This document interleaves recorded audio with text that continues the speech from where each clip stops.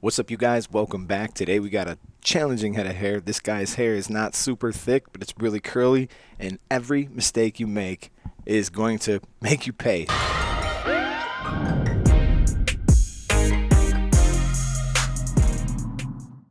Let's get into this. I'll show you guys how I attack this one. We're beginning by combing it out, and I'm going to begin moving down with the number 2.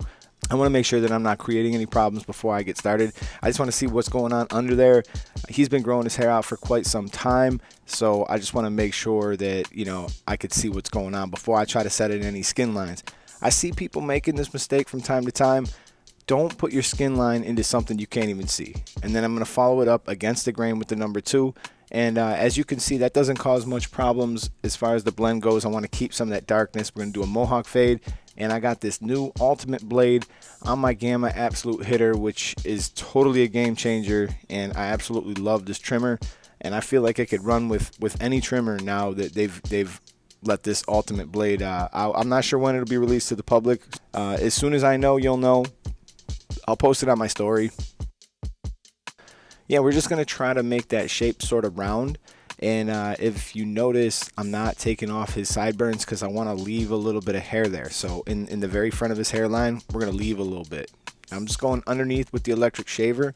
And just to show you guys how to use the electric shaver, we're going to begin lifting off when we get close to that line. I'm just going to run a couple of examples going down. And if you need to know more, please head over to my electric shaver video where I really covered this topic in depth. And we're going to knock out this other side. Exactly the same as we did.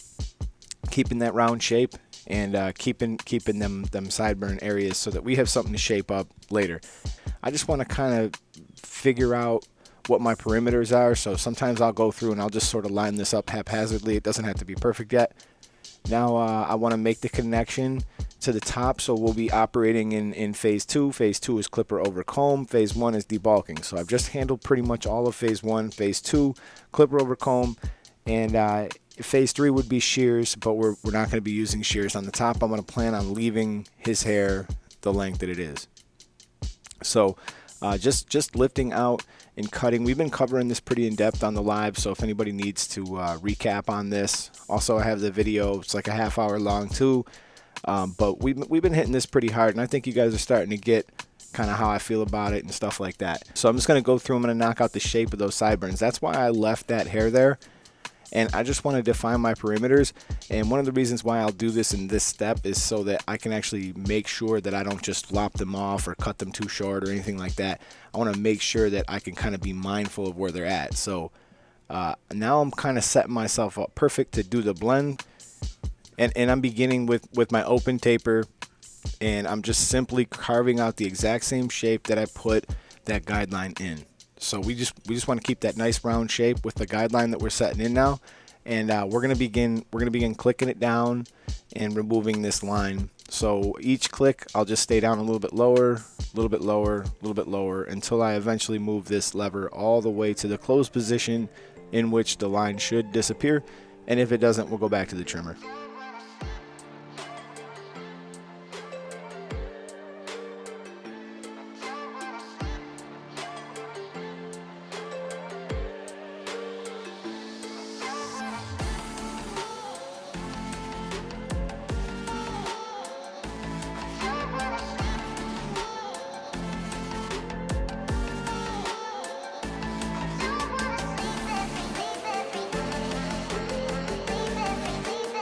And again, coming down with the grain, just checking to see what it will do.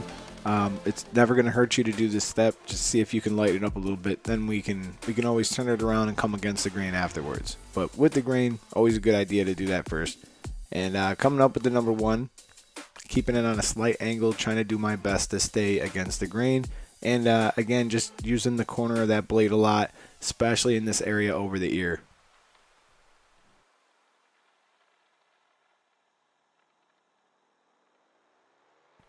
Switching guards here, I got the half guard on in the open position. I'm going to repeat the same steps, beginning with it open and just trying to see what kind of effect that has. And if I need a little bit more, I'll begin clicking it down and hopefully erasing this line and getting it looking real smooth.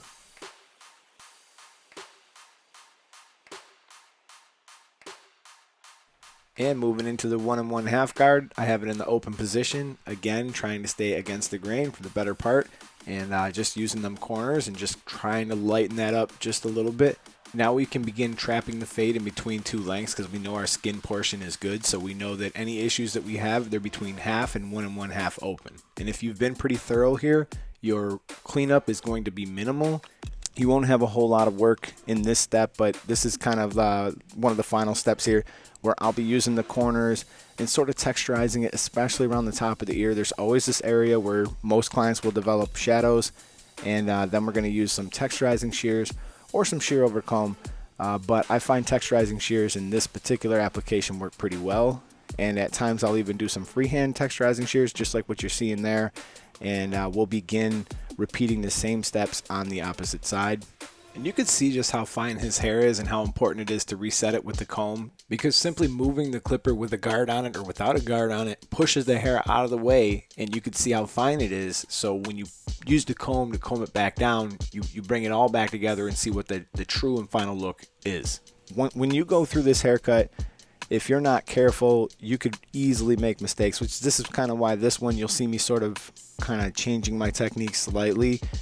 But the main and most important thing is that you understand why you're changing your technique when you are. So when you have really fine hair, when you have hair that's kind of like this, that's challenging, that you don't know what it's going to do when you run the clipper across it, don't ever be afraid to take some steps with the grain just to test the waters, kind of see what it's going to do. I'll do that a lot of times with really curly hair. I'll just kind of go with the grain, and if it's not super impactful, then I'll go back to my normal steps. But one of the reasons why we'll go with the grain is to just try to lay down the curl and also to try to lighten up the blend, because sometimes you can get away with making it perfect, with the right move, and obviously going with the grain is going to take less hair.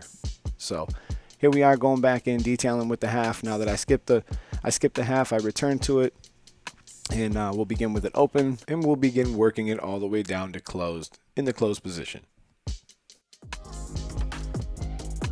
I think it's super important for any barber who's taking this serious, who really wants to improve their skills.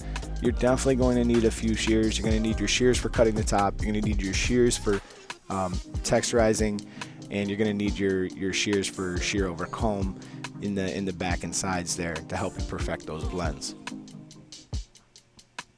So now that we've kind of got the type, the shape of the blend figured out, now we can go back in and we could sort of reshape that back area and kind of get it right where we want it to be. I want it to be super thick back there still. I want him to keep growing this. It's kind of like a burst Mohawk fade type of thing, and I kind of was feeling the way it was looking. So I'm just going to go in and it just be really, really careful when you're trying to blend from super short to super long. You just really got to watch your steps and be really careful. So a lot of times I'll just grab the size higher, before I go into it. If I'm thinking it's a 1, sometimes I'll grab a 1 1/2. I'll open it, close it, just make sure that I'm right, because the last thing you want to do is cut a bald spot when you're getting so close to completing your work.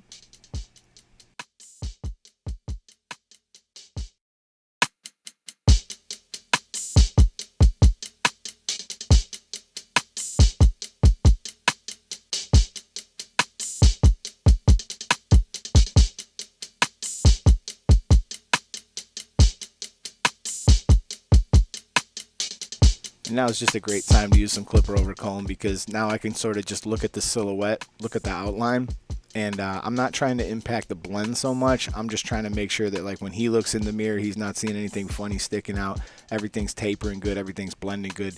And probably this is one of the more important times to use clipper over comb during a Mohawk fade, because you're trying to shape it into the nape, and it just makes it so simple to put it on that angle that you want, and just take off a little bit at a time. You never really got to overdo it. And this is another technique I'll use a lot with some curly hair. I'll just sort of, using the inside of my shears, I'm going to go through and just kind of trim it and shape it and just make sure that it's all laying like exactly how I want it to lay. And it's really important that you use the inside portion of your shears all the way down, because if you're using the tips, you could just easily cut a notch or maybe cut a client, and you definitely don't want to do that. Alright, so a couple of you guys might have noticed that I did spray him with hairspray or not. I don't know if you've seen me include this in previous tutorials, However, I always spray the very front of the hairline with hairspray. I'm going to do a little bit of a front fade. So you see I got a 2 open and I'm going with the grain. I'm not trying to change the whole length of the top or anything like that. I just want to make sure that I'm laying the hair down to the point where I will be able to make a really good clean edge up. And then after I spray the hairspray, I'm going to go through, I'm going to dry it, I'm going to blow dry it down a little bit. And that's all just an effort to really try to keep the hair still while I make this edge up. And believe it or not, it might look like I'm taking a lot of hair, but a lot of this was bangs, and I didn't really get into his hairline all that much. And that's pretty much what you should try to do too, because if you take a lot of a client's hairline away, it's just going to grow back. And when it does, it's going to be you who doesn't look good because your client's hair started to grow back like 2 days later. So always try to be mindful of how much of the hairline you're taking away. Yet don't be afraid to take enough to make it look fairly straight. But not everybody can have a perfectly straight edge up. So, you know, just obviously pick your battles on that one. So you're going to have to go through a bunch of different times. This isn't like what you see in those Instagram videos where you're watching like the last 2 taps or whatever, and then it's all of a sudden perfect. Like, it really does take time to get a good edge up. A lot of times I'll take their head, I'll tip it backwards, I'll tip it forwards, I'll kind of move them side to side, and I'll just try to look at every angle I can. And I'll just keep adjusting and keep adjusting. And if I got to keep coming up a little bit on one side like I am on this, his left side was giving me some trouble because I'm kind of looking at my camera and not at my mirror. And then once you begin looking at your mirror, you're going to get a much better perspective, and you'll be able to get that nice and smooth too.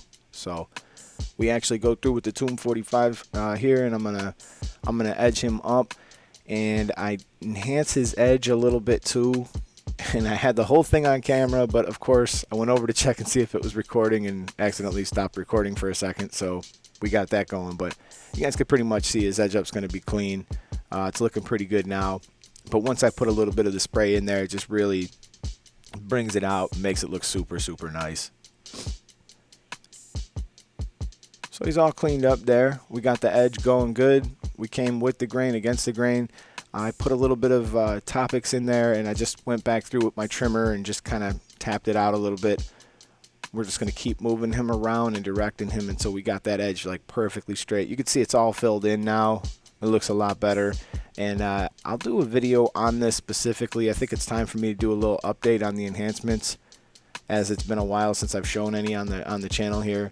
But as you can see, it makes his edge look super nice. I got a really nice picture out of this. I couldn't wait to share it on Instagram. And, you know, we edged up his sideburns, just enhancing them just a tiny bit too. So, and that's pretty much it, you guys.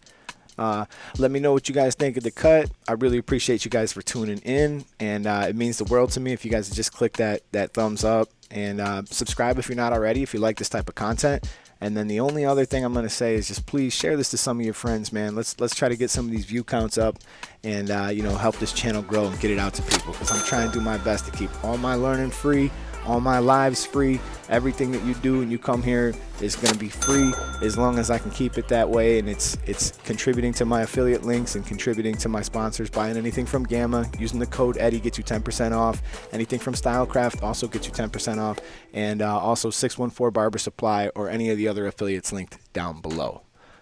Love you all, man. And thank you once again for tuning in. And I'll catch you guys in another video. Peace.